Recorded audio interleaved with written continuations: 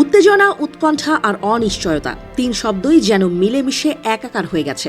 বর্তমানে মাঠের চেয়েও মাঠের বাইরে প্রতিপক্ষ শক্তিশালী। বাংলাদেশকে খেলতে হচ্ছে খোদ আইসিসির বিরুদ্ধে।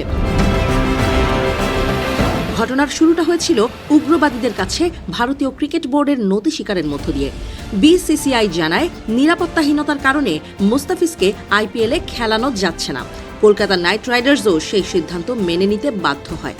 এরপর বাংলাদেশ যৌক্তিক প্রশ্ন তোলে, বলে যে দেশ একজন ক্রিকেটারের নিরাপত্তা নিশ্চিত করতে পারে না, সে দেশ গোটা ক্রিকেট টিম, সাংবাদিক ও দর্শকদের দায়িত্ব কিভাবে নেবে?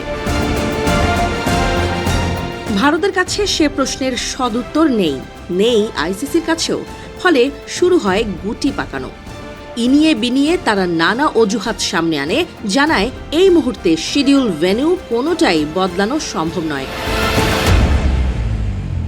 এবার টি-20 বিশ্বকাপে বাংলাদেশের ভাগ্য ভারতীয় প্রেসক্রিপশন অনুযায়ী সুতোয় ঝুলিয়ে দিল আইসিসি।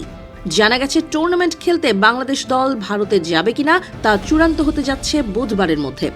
ESPN ক্রিক ইনফোর খবর বলছে, ঢাকায় শনিবারের বৈঠকে এই সময়সীমায় বেঁধে দেওয়া হয়েছে বিসিবিকে।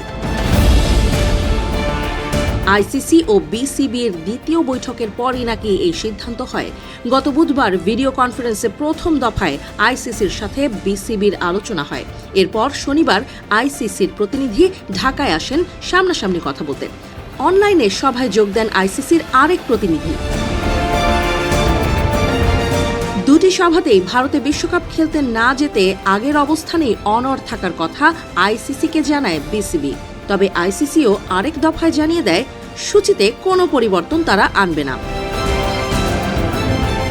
বৈঠকের পর বিসিবির সংবাদ বিজ্ঞপ্তিতে উল্লেখ করা হয়েছিল, বাংলাদেশের গ্রুপ বদলের সম্ভাব্যতা নিয়ে সভায় আলোচনা হয়েছে। তবে ক্রিক ইনফোর প্রতিবেদনে বলা হয়েছে, গ্রুপ পরিবর্তনের আলোচনা ছিল বিসিবির পক্ষ থেকেই।